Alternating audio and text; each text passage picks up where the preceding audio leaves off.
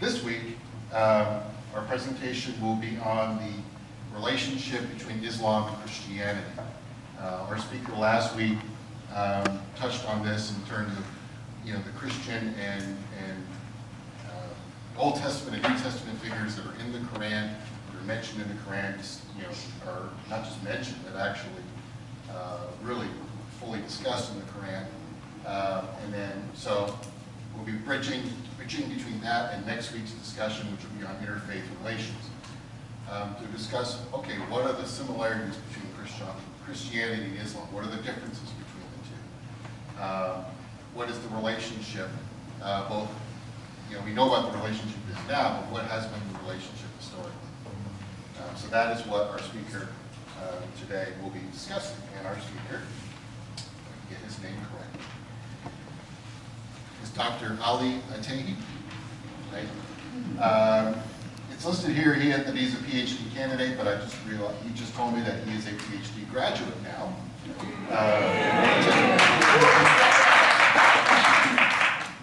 At GTU in Berkeley, and he is now a professor at Zaytuna College in Berkeley, which is, I just learned this morning, is the first Muslim liberal arts college in America.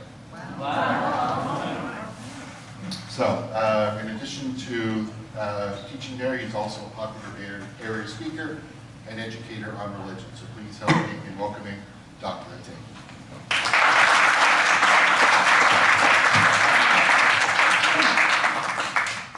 Bismillahirrahmanirrahim. Thank you very much for having me. It's a great honor to be here. Just a little bit about me first before I get into the topic.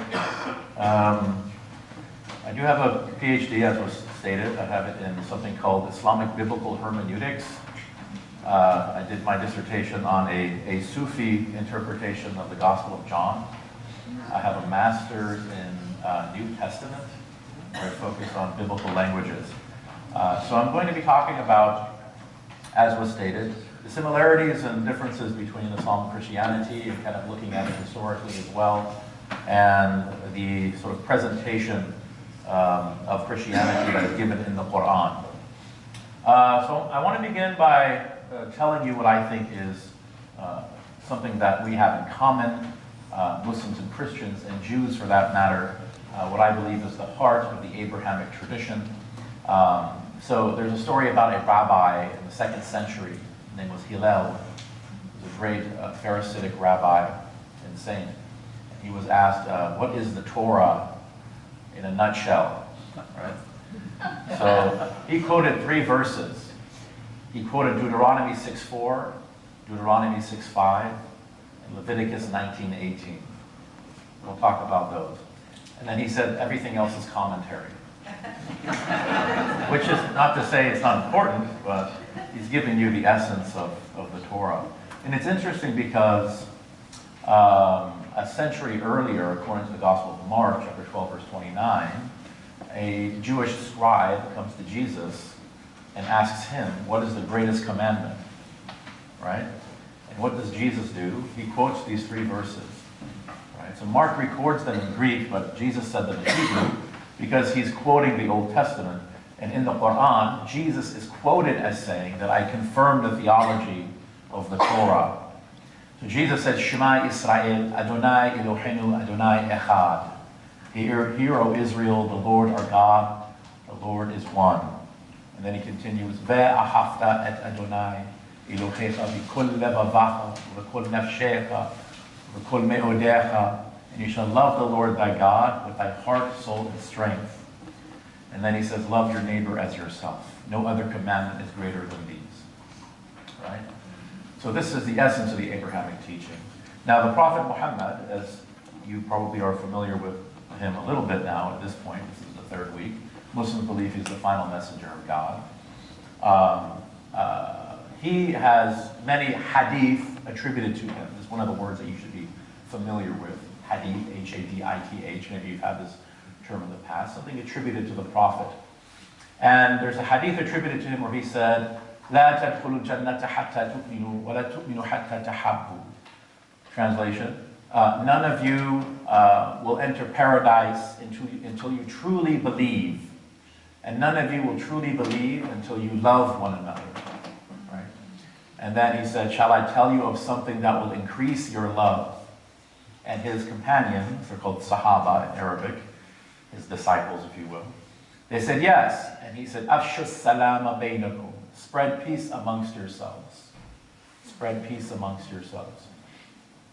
So this is extremely important. This is the heart of the tradition. There was a theologian named Fakhruddin al-Razi. Everyone say, I'm just kidding. So he was a Persian. He's very famous. Al-Razi, Imam al-Razi, R-A-Z-I, for those taking notes. And he was asked, much like Hillel was asked, what is the essence of Islam? And he said, Al-Islamu, he said, Al-ibadatu lil-khaliq wa rahmatu lil-khalq. He said, Islam is worship of the Creator, or adoration of the Creator, and showing mercy towards His creation. Right? So there's a lot of misconceptions that, Islam is the God of Islam is a different God. For example, you hear that a lot. Muslims worship a different God. Now, I would say in principle it is the same God. I think just a cursory glance or reading of the Qur'an makes it clear that at least the claim of the Qur'an is that the revealer of this text is the God of Abraham. Right? So in principle, the same God. I would say, however, when you get down to sort of the theological nitty-gritty of things, there are differences between Jews, Muslims, and Christians. It's interesting, there was a late first century, early second century Christian sect called the Marcionites, or Marcionism. The founder of the sect, Marcion, he proposed this idea that Christians worship a different God than the Jewish God. That the Jewish God is an inferior God. He called him Yaldabaoth. He was vehemently anti-Semitic. He was a Docetist. He was a bitheist. So it was kind of trendy in Rome in the beginning of the second century. But then the proto-Orthodox church fathers, like Justin Martyr and Irenaeus, and many others, they vehemently opposed this type of theology because they said, no, it's the same God. It's the God of Abraham. Christians don't worship a different God, right? So they rejected that type of polemic. But we theologize differently, right? For example, they would say that it's the same God, but we believe that this God revealed himself in a unique way, right? So I would say the same thing. I would say that Muslims, Christians, and Jews, they worship the same God in principle, but there are differences when you study theology, how we theologize about God. The name of God in Arabic is Allah. Allah is simply, there's difference of opinion as to the etymology of that name. Some believe it's just the God, because al in Arabic is a definite article. So al-ilah became Allah. But that's a minority opinion. The dominant opinion is that the first two letters of the name Allah, which are alif and lam in Arabic, are cognate to the Hebrew alif lamed. So ail. So the word ail in Hebrew means God, a deity. So there are names in Hebrew that are called theophoric names. So names that have the name of God embedded within them as a suffix or a prefix. For example, Gabriel, or Gabriel, or the strength of God. Or Mikael, Michael. And the name Michael is a rhetorical question. Who is like God? That's what his name means. Who is like God? Mikael. Elijah, Eliyahu. My God is Yahu, one of the names of God according to rabbinical scripture and in the Tanakh, the Hebrew Bible. Anything that has ale in it, the L, right? L. Ron Hubbard. No, I'm just joking. I'm sorry, I couldn't help myself. Sorry about that. Just a joke. You have to be careful with Scientology. They'll sue you. You have to be careful. You have to be very careful. Yeah. So this is an ancient Semitic name of God. So all Semitic languages, they called God some variation of this aleph and lamed. So in the Hebrew Bible, you find El, right? For example, in Hosea 11:9, it says, Ki anochi El velo ish. Indeed, I am God and not a human being. El. Sometimes Eloh is used as sort of a more emphatic form, like in Deuteronomy 32:17, I believe. It says, the pagans, they sacrifice to shayatin, to demons, and not to Elo, not to God. So Elo, an emphatic form of El, is used in the Tanakh as sort of in juxtaposition to false gods. Elo is El with emphasis. And then you have the very common Elohim.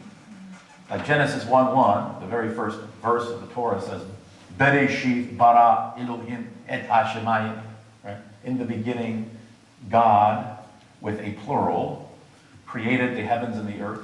So Muslim exegetes of the Bible, Muslim biblicists, if you will, I'm one of them, and Jewish scholars will say that this plural is a plural of not numbers, but a royal plural. It's called a pluralis majestatis in Latin, right? It's kind of like when the Queen of England says, "We declare," but she's only one person. But she's speaking from a vantage point of authority, apparently, maybe not anymore for the Queen of England, but God does. So God uses the plural for Elo, he says Elohim, right? And then that's in Hebrew. Now, most scholars believe that Jesus, peace be upon him, spoke a language called Syriac, and he was probably very multilingual. I mean, the official language of the Roman Empire was Latin, but in that area in the ancient Near East, it was Koine Greek, right? So he probably knew some Greek. Paul is the first author of the New Testament. He wrote in Greek. The 4 Gospels are in Greek, right? The language of the general populace was Syriac, or sort of sometimes called late Aramaic, Christian Aramaic. And then the language of the synagogue liturgy was in Hebrew. So he probably knew several languages, right? But when he would communicate to, the people in Galilee, he'd give his sermons, he probably did that in Syriac.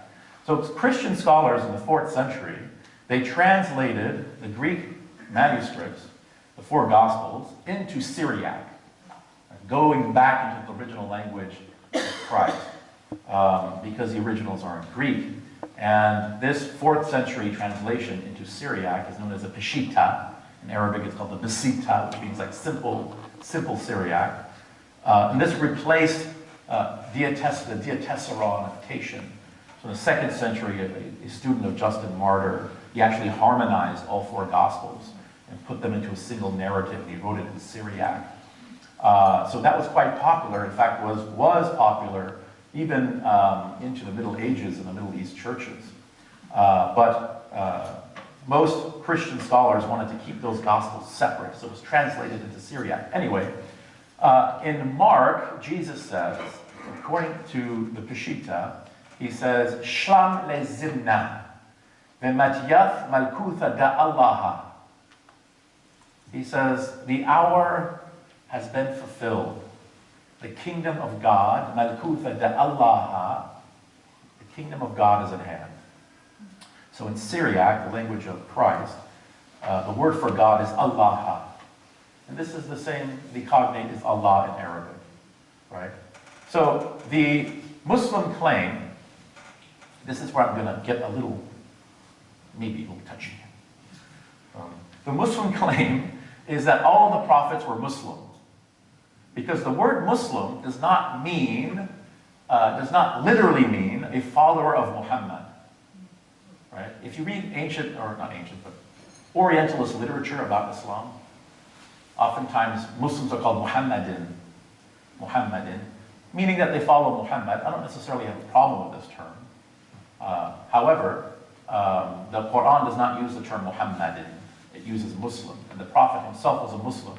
So the term Muslim is an active participle of Islam. So Muslim is to Islam as Christian is to Christianity. So I'm mentioning that because I can't tell you how many times I've been asked, "Are you Islam?" And I think, wow, that's kind of a deep question. Am I Islam? Wow. I don't know, maybe. Awesome. So the word Muslim means someone who submits to God's will with the intention of creating peace. So the word Muslim is actually related to the Hebrew shalom. Salam, shalom. Right? They have a common etymology, Hebrew and Arabic and Syriac. All of these languages are sister languages. They have a common etymology.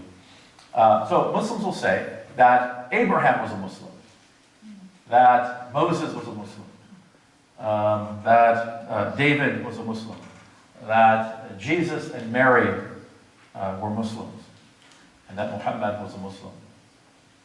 So the Qur'an also has a very clear criticism of Christian theology, right? Now, there's a difference of opinion about the state of the New Testament.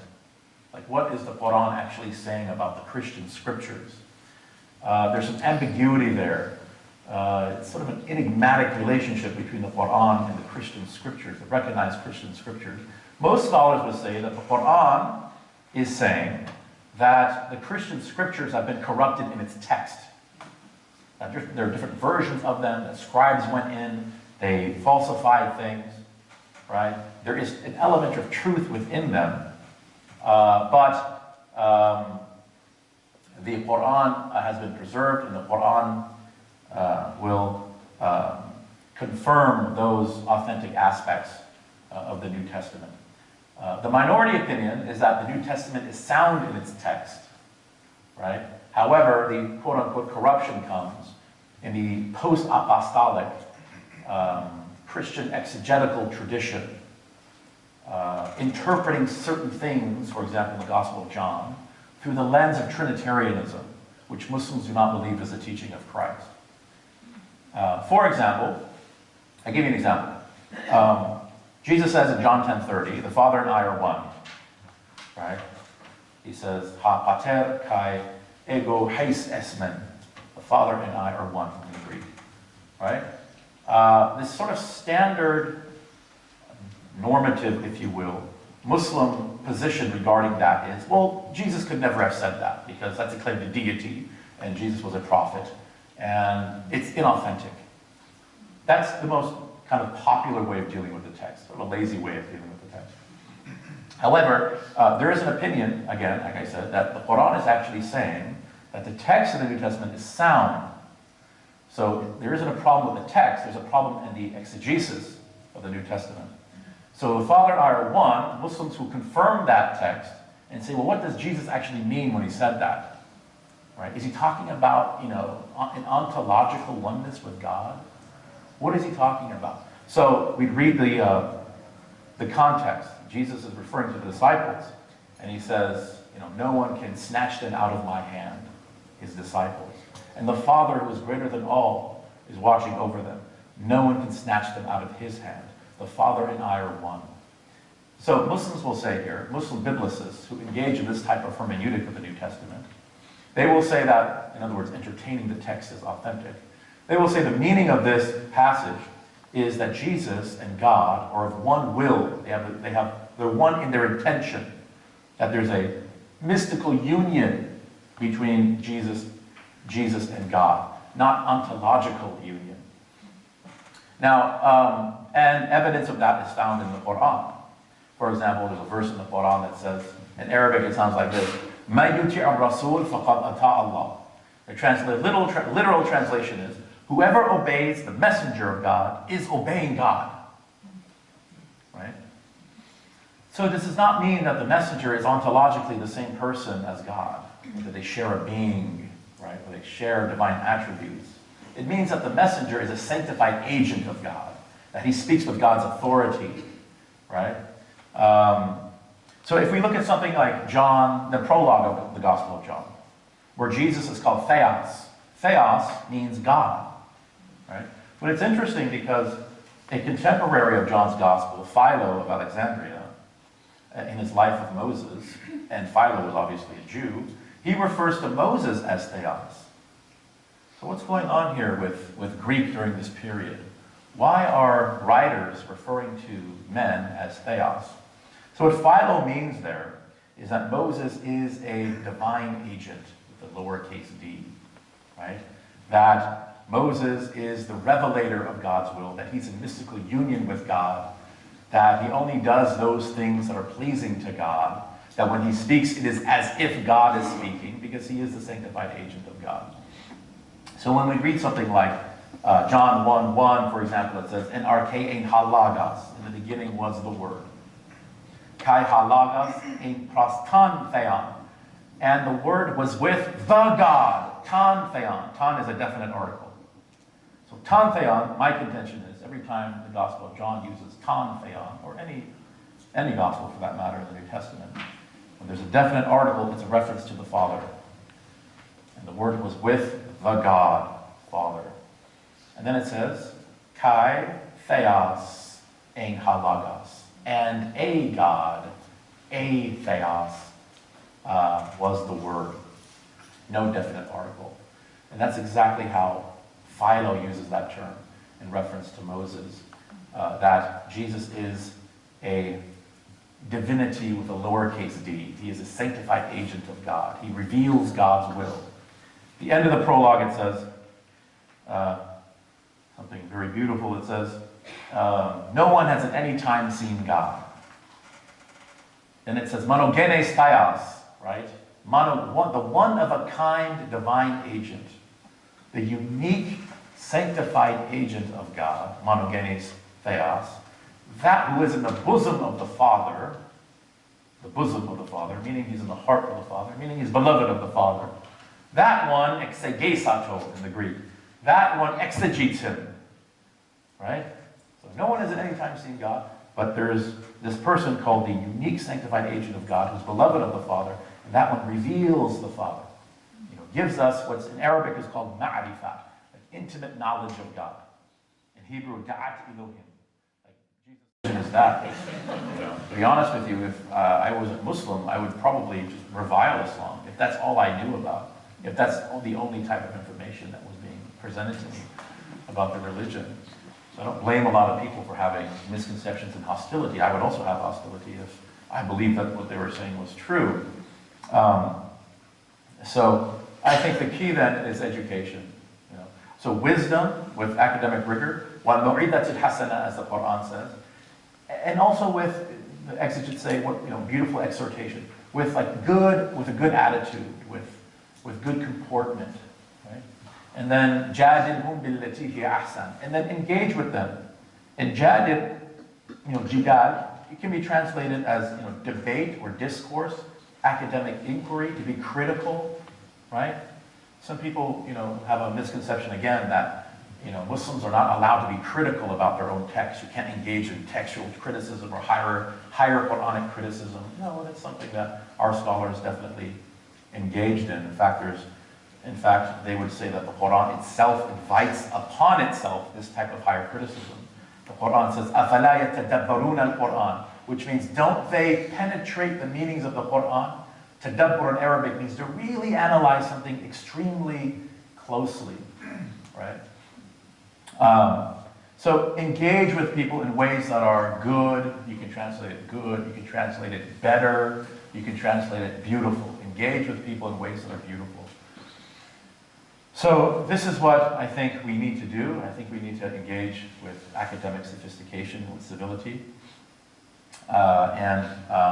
We need to, the goal I think is not necessarily to agree, but to at least understand the position of the so-called other. The other point I wanted to make is, from a historical standpoint, what is the Qur'an saying then about Christianity? So the Qur'an is, like I said, is critical of Christian theology.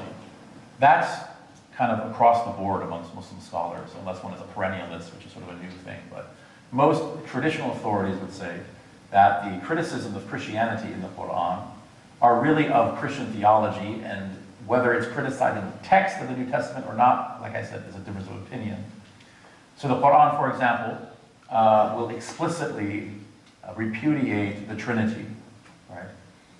And exegetes will say, for example, that the verse that says, "Don't say Trinity, God is one," that this was a historical development within the church. That's not the teaching of Christ.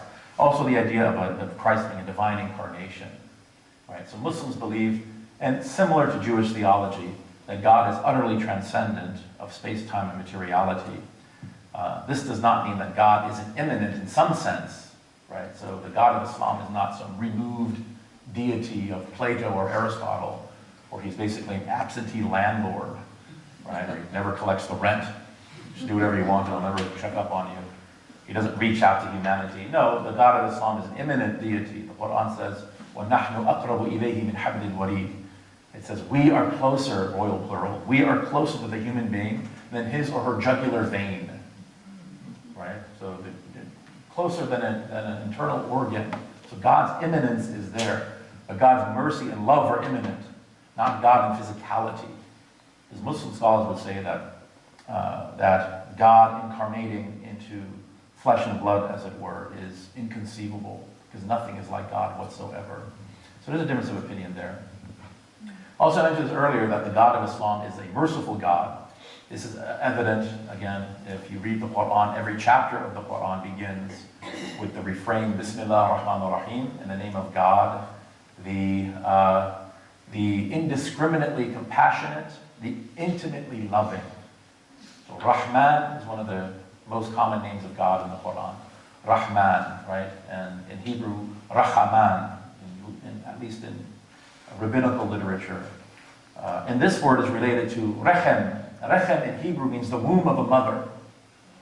So one of the greatest names of God in the Qur'an is related to the word for womb. So exegetes have struggled with that connection, and they said that things like the purest type of love on earth between human beings is the love of a mother for her child. Right? And Rahman, the name of God, is on a form in Arabic, a grammatical form that is a type of superlative. That God is infinitely more loving towards his creation than a mother is to her child. Right? Muslims also believe that people are saved by grace, not by action. This is also a very, very common misconception that's perpetuated by non-Muslims. That Muslims believe that, that if you're 51% good and 49% evil, you just made it into heaven. 51% evil and 49% good, you're going to go to hell. You just missed it. So salvation is by grace. I mean, there was a sort of a rationalist movement within early Islam called the Mu'tazila movement, and they actually took the caliphate for some time, which is not considered, normative or orthodox by Sunni orthodoxy. That did believe in sort of a tit-for-tat, literal sort of weighing of deeds on the Day of Judgment, and God sort of becomes this huge cosmic calculator in the sky. But there are many, many hadith of the Prophet which demonstrate that Muslims believe that salvation is through grace, that no one is worthy of paradise, right? It's only through grace. For example, there's a hadith of the Prophet where he says that God, he called the two men out of hellfire, right? So two men come out of the hellfire and they come towards God, as it were. Again, God does not occupy physical space, but this is just sort of a teaching moment that he's using. And God says to both of the men, okay, go back to hell. So one man reluctantly turns around and starts walking back, but keeps looking over his shoulder at God. The other man turns around immediately and starts sprinting towards hell. So God says to the man who keeps turning around, and God knows better, obviously, because God is all-knowing, but the prophet is trying to make a theological point here. So God says to the man who keeps turning around, why do you keep looking at me? And the man says, well, you called me out of hell, and I was hoping I didn't have to ever go back. And God says, you're right, go to paradise. And then he stops the man who's sprinting. He says, why are you sprinting towards hell? And the man said, my whole life I disobeyed you, but this time I really want to obey you. And God says, good, go to paradise. Right? So ultimately, the decision is in God's hands. Even the prophet said, one time he was picking up some firewood. This is mentioned in a hadith. And he said, to the companions that were there, he said, no one has entered into paradise by their deeds. And they said, not even you? And he said, not even me, except that my Lord envelops me in his mercy. Right? So this is the dominant position. This is the quote-unquote, I can use these terms in here because I'm not in the academy. This is the orthodox, normative position of Islam. The vast majority of Muslims, this is what they believe, that salvation is by grace. And that God is personal. So at this point, let's see how we're doing here. I think I'll stop yapping and take some questions. Yes, sir? Does the Quran address the death of Christ? Good question. Yes, that was on my mind here. Yeah, so the Quran, according to the dominant opinion, categorically rejects the crucifixion of Jesus. So the Quran says, وَمَا قَتَلُوهُ وَمَا صَلَبُوهُ. So the children of Israel did not kill him nor crucify him. So the dominant opinion is that Christ wasn't crucified, that somehow God saved him. Now the Quran does not go into details as to what happened, and neither does the Prophet. So later Muslim scholars, they have these sort of theories as to what actually happened. So the most dominant theory, again, this is not the definitive answer. There is no definitive answer as to what actually happened. But the most dominant theory is that a disciple was transfigured to look like Christ, and he was the one crucified. Now, if you look at Christian history, we know that there was a group in the first century called the Basilidians, who actually believed that Simon of Cyrene was crucified instead of Christ. This is obviously a pre-Islamic belief prevalent in the Christian community in the first century, early second century. Who's Simon of Cyrene? Well, if you read the three Gospels, the Synoptic Gospels, it says that when they were going to crucify Jesus, for some reason, the Romans pulled a man out of the crowd, right? And Christian tradition teaches that Jesus was just so exhausted he couldn't carry the cross, right? It doesn't mention that in the New Testament. So it's quite enigmatic, but for some reason they pull this man out of the crowd, and Simon of Cyrene, and they compel him to bear the cross. Right? So there was a group of Christians in the first century who said Simon was in fact crucified because they saw the death of the Messiah as sort of an oxymoron. How can the Messiah die? This was the main reason why most Jewish elements did not believe in Christ. Because according to their understanding, at least, of the Old Testament, the Messiah cannot be killed. You won't dash his foot against the stone, as it says in Psalm 91. And interestingly, none of the passages in the Old Testament that Christians will use as proof texts of the death of the Messiah, the most famous of which is, of course, Isaiah 53, the suffering servant. The word Messiah does not appear in any of those texts. So the interpretation is somewhat open. But in Psalm 20, verse 6, very interestingly, David writes, in Hebrew he says, Ataie yada'tiki hoshia Adonai Mashiacho, Ya'annahu Mesheni Qodsho, Bich Yoroth Yasha' Yamino. David says, I know that God will save his Messiah. He shall hear him from his holy heaven and save him with the saving power of his right hand. Right? So this is, so I would say that the Muslim belief about the Messiah is in line with sort of pre-Christian Jewish expectations of the Messiah. So that's a dominant opinion, that he wasn't crucified or killed. There's other opinions that it might have been Barabbas. So if you look at early Alexandrian manuscripts of the Gospel of Matthew, we're actually given the first name of Barabbas. You know, so this whole incident of, you know, Pontius Pilate releasing a Jewish prisoner, this seems to be sort of unhistorical. You know, you have two sort of, you know, on Yom Kippur, you have two lambs, you kill one, you set one free. It's sort of something going on like that.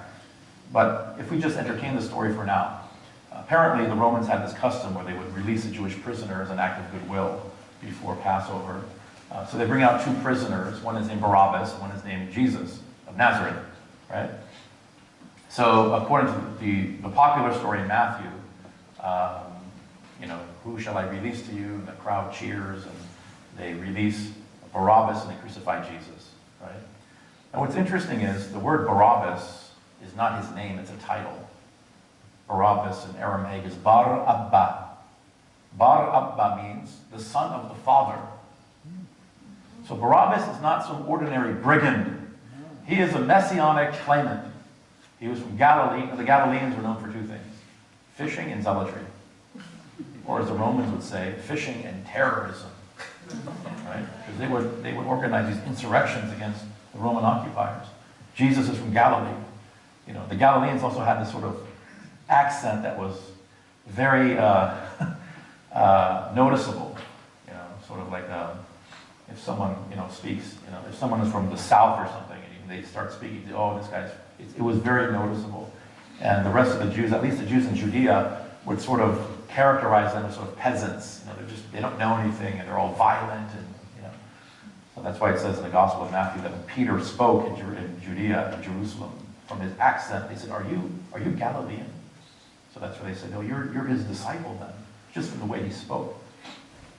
But anyway, so Barabbas is a messianic claimant. Now, as I said, early manuscripts of Matthew actually give us Barabbas' first name.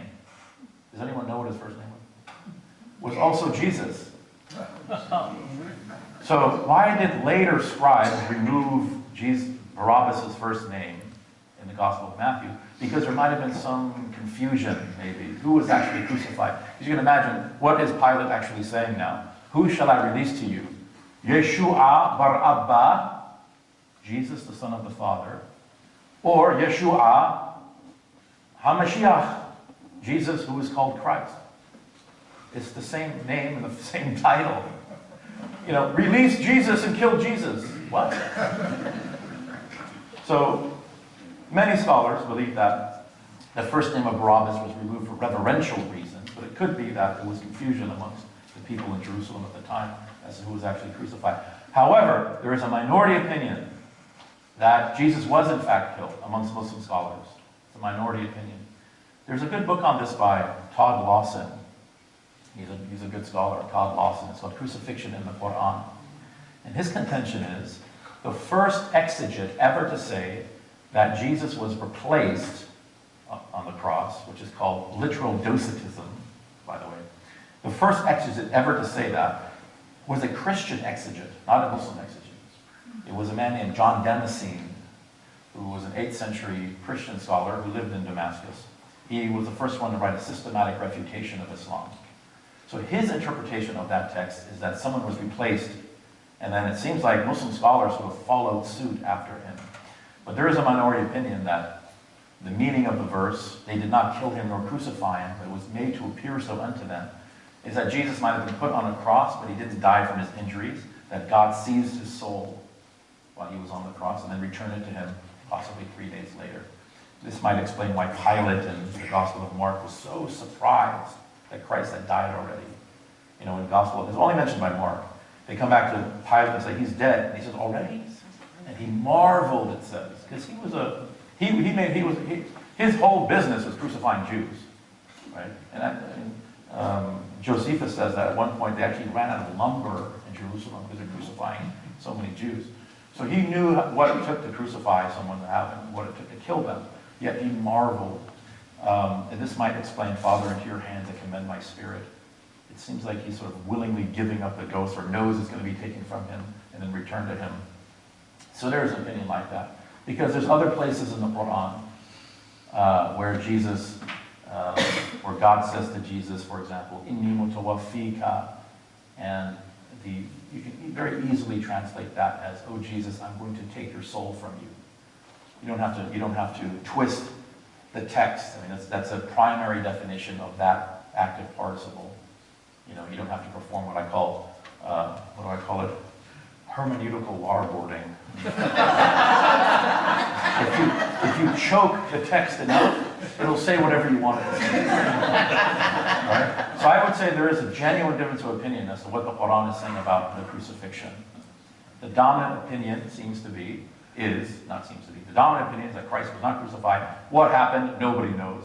There's a minority opinion that he might have been killed, but his soul was returned to him by God, and his resurrection is proof that he indeed was the Messiah. Right? And then he commissioned his disciples to go and spread the gospel. Both positions are correct, according to the Quran. In my opinion, I mean, I think there would be some Muslims that would disagree with me on that. Yes? I'm afraid he's going to say we're out of time. Oh, okay, good. Oh, sorry, I tend to go on long-winded rants. This is great. I noticed you called God. Oh, sorry. You called the God of Islam he. Yeah. Want an explanation? Well, Muslims believe that God has a Y chromosome. No, I'm just joking. I'm just kidding. So in Arabic, as well as Hebrew, there's something you have to understand about the grammar. So every noun in Arabic and in Hebrew has a gender assigned to it. Every noun. Sometimes it's obvious, what's known as natural gender. And again, this is also a point of contention nowadays. But traditionally, a boy was masculine. So walad is the word for boy, or in Hebrew, yelid. So the ism ishara, what was that? The demonstrative pronoun would be masculine, right? So even the demonstrative pronouns in Arabic and in Hebrew are genderfied. So I would say, hada waladun. This is masculine, a boy, right? Or in Hebrew, I say, zeh yelid. This is a boy, natural gender. But sometimes there is no natural gender, right? For example, the moon, no natural gender. So Arabs in the distant past, and Jews in the distant past, they would just assign a gender. We don't really know why they would assign male or female, but they would just assign gender. So they decided the moon is masculine, and the sun is feminine in Arabic, right? So God does not have a gender. The Qur'an says, "Laysa kamithlihi shay'un." There's nothing like God whatsoever. There's nothing like God. So nothing in creation resembles God. So if we're male and female, if we're black and white, if we're made of matter, if I'm standing on something, if I'm breathing, none of these things apply to God. God is completely dissimilar to his creation, essentially. But the word Allah is grammatically masculine. So it has a lexical gender. So because it has a lexical gender of masculinity assigned to it, in the Qur'an it says, huwa, he is. He is, right? It doesn't mean God is male. And anyone who says God is male, Muslim scholars would say that's anathema. That position is not acceptable. They would consider that blasphemy to say God is male or female. But God uses the masculine pronoun because the word Allah has a grammatical gender. The grammatical gender of the name of God is masculine. It does not mean that God has a natural gender, though. Yes? What about being made in the image of God? Yeah. So that's interesting, because that is in Genesis 2, and there's also a hadith of the Prophet. So it's not in the Quran, but there's a hadith of the Prophet where it says, خَلَقَ اللَّهُ آدَمَ عَلَى صُورَتِهِ. Basically, God created Adam. And here Adam does not mean the person Adam. It's generic, the human being, ha'adam, right? God created the human being in his image, right? So Muslim scholars, and Maimonides also deals with this verse. Maimonides does not believe in divine incarnation. He is anti-anthropomorphism. Maimonides says the meaning of this, as well as Imam Ghazali, they both say that the meaning of this is, what is this image of God? The image of God is the ability to reason. That's God's quote-unquote image. God doesn't have a physical image. So God created a human being with the ability to reason. Just as God has infinite knowledge, he's qualitatively omniscient, human beings also have that ability. This is our differentia, to use Aristotelian nomenclature. What makes the human being different than the animals? It isn't my physical strength. Put me in a room with a lion, I'm done, right? It's not my eyesight. An eagle can spot a fish underwater from 2 miles up in the air. So what makes us different? Why can we build skyscrapers and do trigonometry? Is because of our intellect. So that's the so-called image of God, according to Maimonides, and according to Imam al-Ghazali, who's sort of the Maimonides or Aquinas of Islam, because God doesn't have a physical image. It's the ability to reason. Of course, there have been anthropomorphists in Islamic history that believe God has limbs and he sits on a physical throne and things like that. But it's considered a deviant position, at least according to the normative Sunni and Shia understandings of theology. Yes? Dr. Lee? Oh, yes. Thank you. I believe I heard you say that Muhammad, peace be upon him, is considered the final messenger. Yeah. Can you expand upon that, please? Yeah. So there's a distinction that Muslim scholars make between a prophet and a messenger.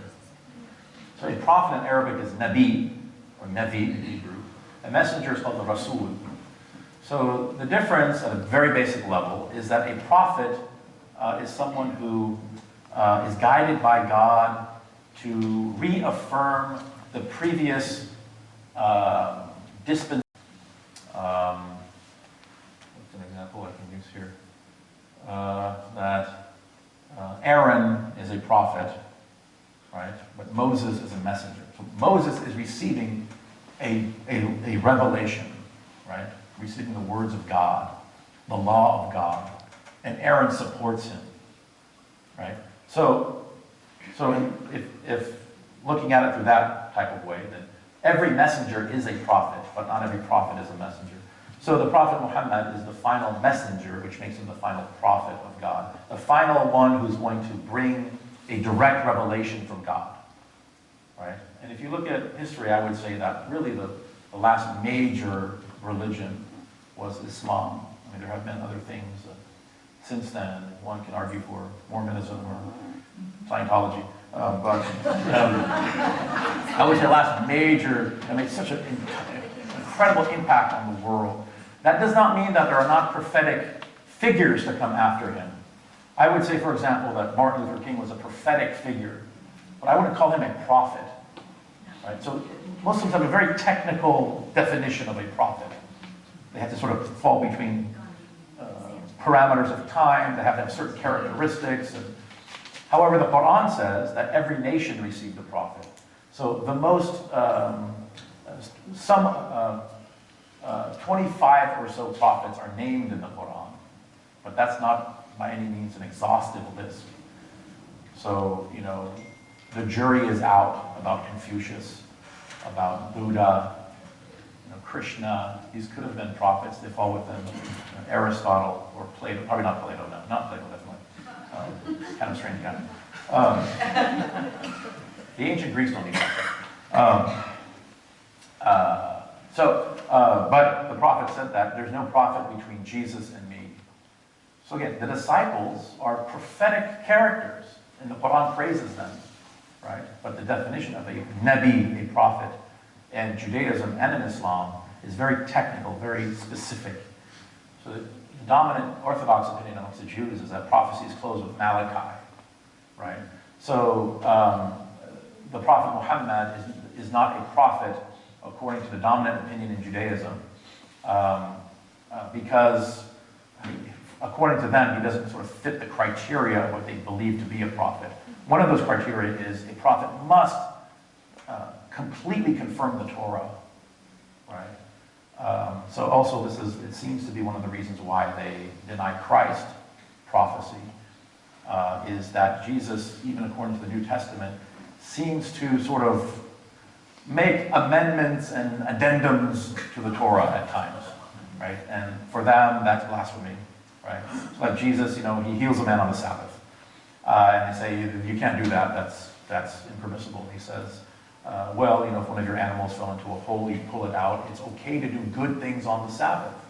He's sort of, he's revising things. He's ameliorating the law. He's making it easier. And that's what the Quran says he's doing, that Christ is doing. So the best opinion you'll get about Jesus from a Jewish perspective is that he was a great rabbi. But he's certainly not a prophet. He's not the Messiah, according to them. The most congenial opinion you'll get about Muhammad from a Jewish perspective is that he was a go'el, which means like a redeemer or someone who was guided by God, but he's not a prophet. He sort of prepared the world for monotheism. He was an Arab prophet, maybe, but he's not a universal prophet. Maimonides actually writes, you know, what is the purpose of Christianity and Islam? He says it's to prepare the world for the coming of the Messiah. They're raising awareness about the Messiah. But Jews do not believe that Jesus is the Messiah.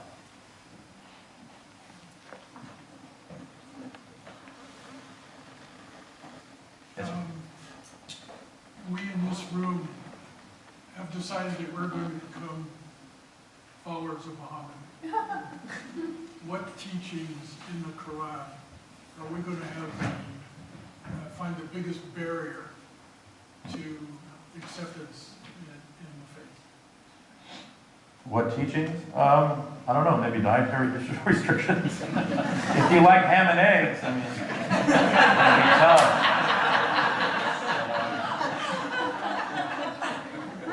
I mean, you have to pray 5 times a day. It doesn't, if, you know, there are 1 out of 5 human beings on earth is Muslim, and I seriously doubt all of them pray 5 times a day. So it doesn't invalidate one's Islam, right? You can't say, oh, you're a non-Muslim because you don't pray 5 times a day. But if one wants to be a devout follower, then they fast during Ramadan. That seems to be, I mean, in the first couple of days, you got like a massive migraine. You kind of just want to, but then after a couple of weeks, you kind of get used to it. So it's a 30-day fast. And of course, if people are sick or pregnant mothers or children, they're exempt from fasting. People that have illnesses, you know. Praying 5 times a day, no dietary restrictions. I don't see what else could be hampering. Yes?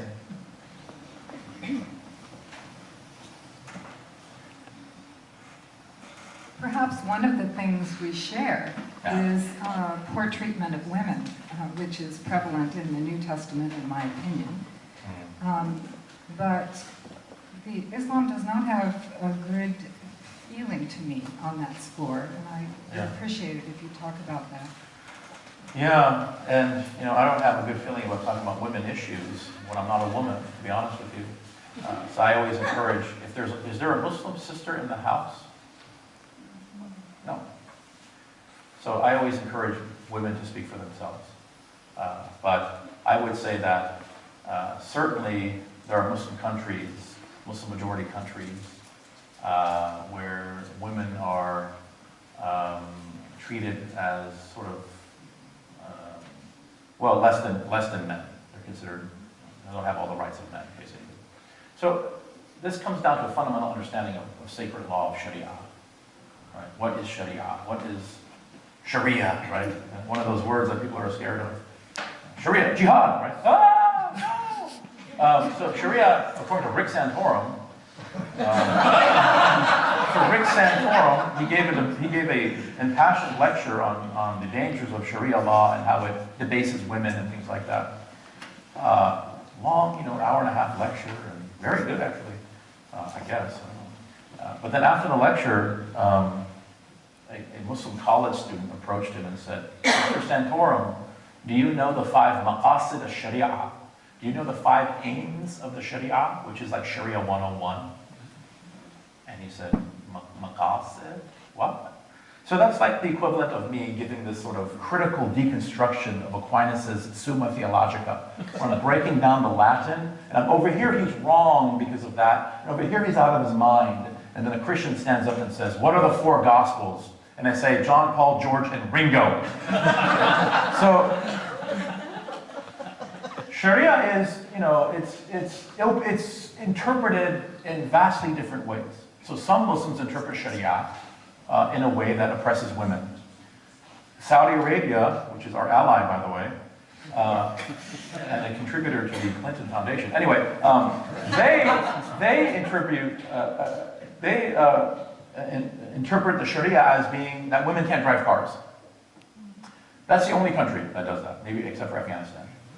If you go to Iran, half the, you know, one of those other words, Iran, the axis of evil, right? If you go to Iran, half of the physicians in the hospitals are women, and 60% of college students are women.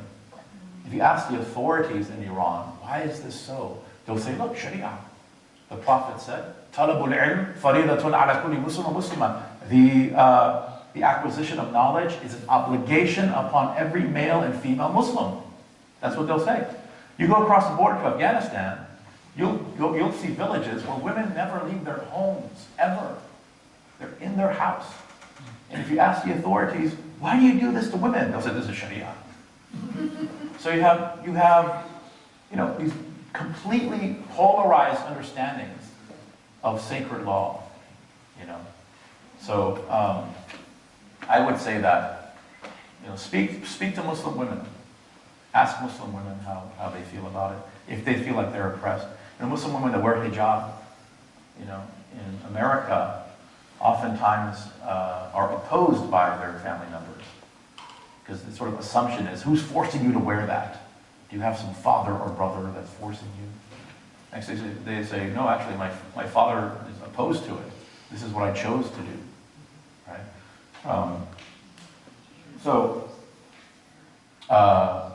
I would say that it depends on how one interprets the Sharia, and certainly culture comes into play a lot in the Muslim majority world. Like honor killings has nothing to do with Islam.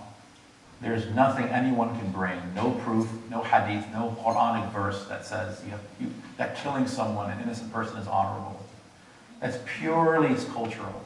And it's done in Middle Eastern cultures, amongst Christians, amongst Hindus, and amongst Muslims. It's totally cultural. Female genital mutilation is not according to Sharia. That is a cultural practice, has nothing to do with Islam. All right, so we have time for 2 more questions. How do you spell Sharia? S-H-A-R-I-A-H. Yeah. I mean, there are things in Jewish law. Jewish law is called halakha. And if you study Jewish law, you'll read about stonings and amputations. But there are Jews in America that follow halakha.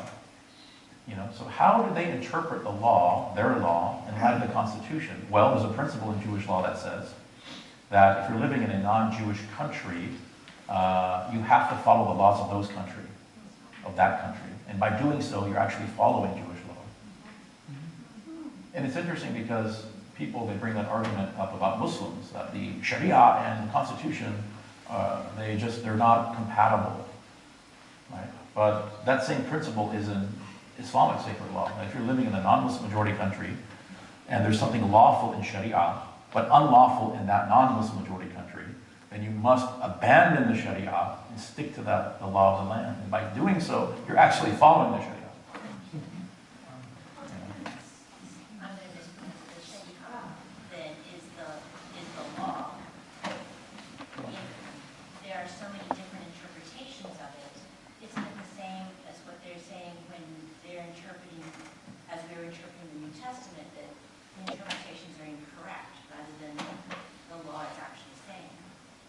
Yeah, that's why I think people need to study Muslim tradition.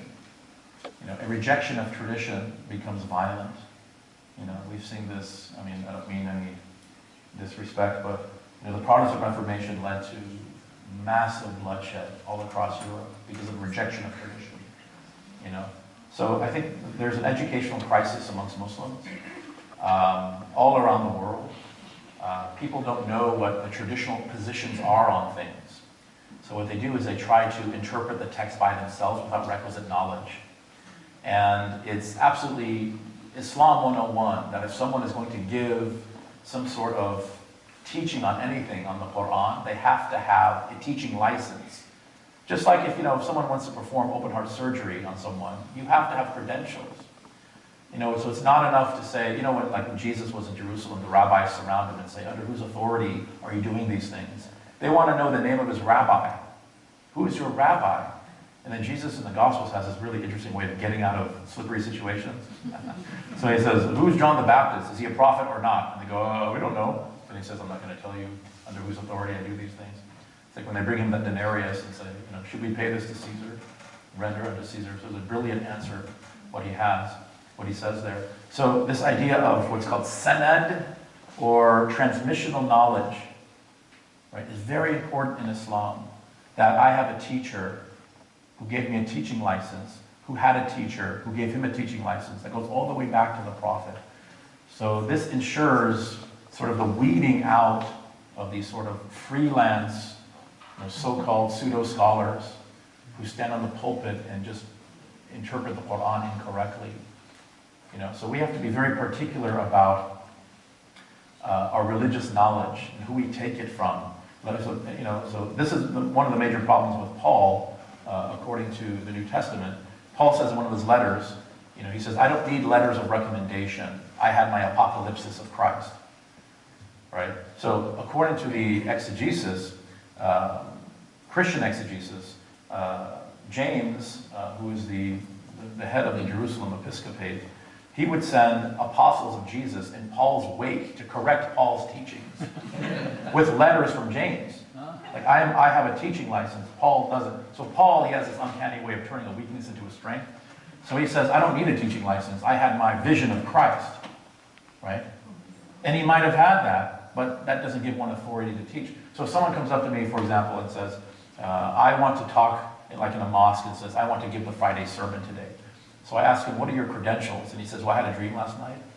And, you know, I was speaking with the prophet in my dream. That might be true, but you can't give the sermon.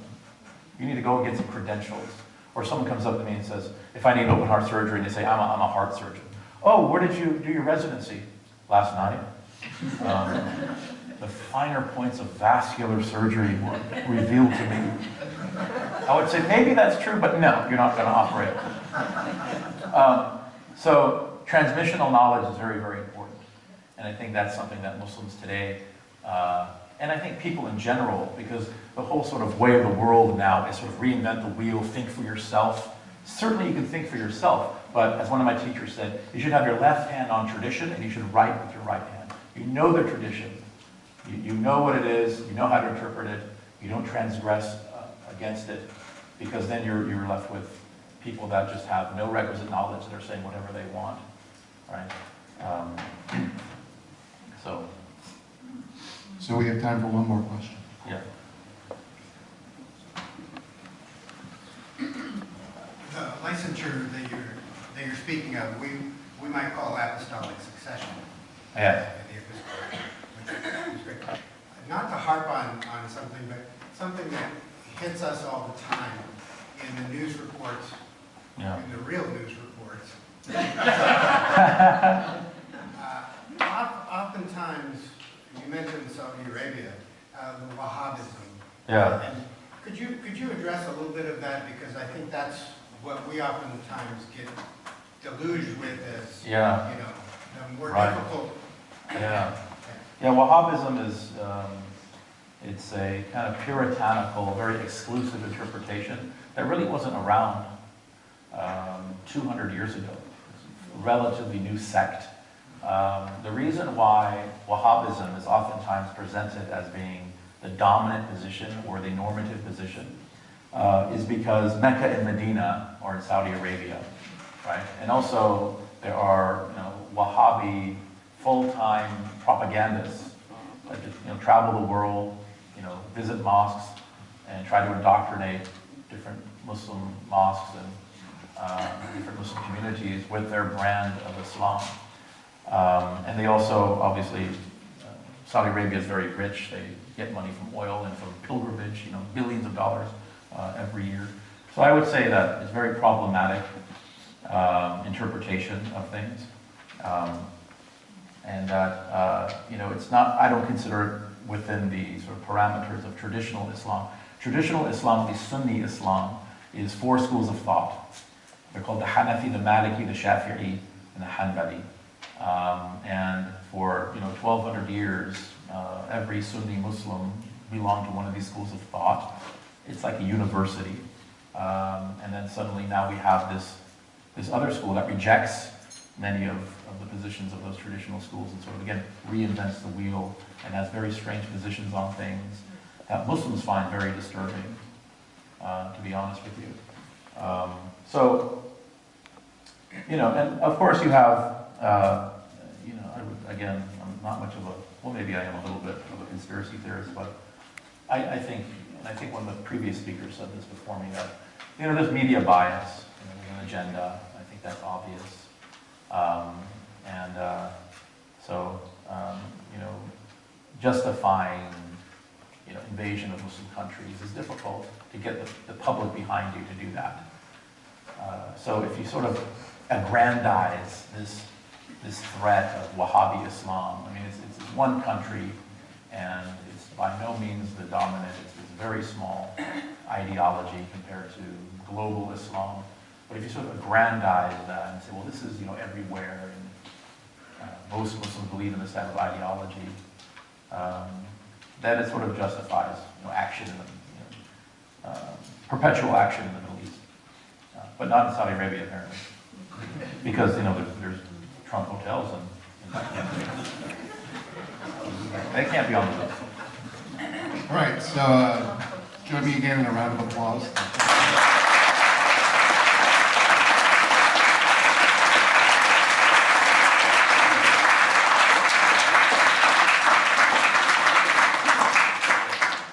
Thank you for being a great audience. I apologize if I offended anyone. Thank you very much, and God bless.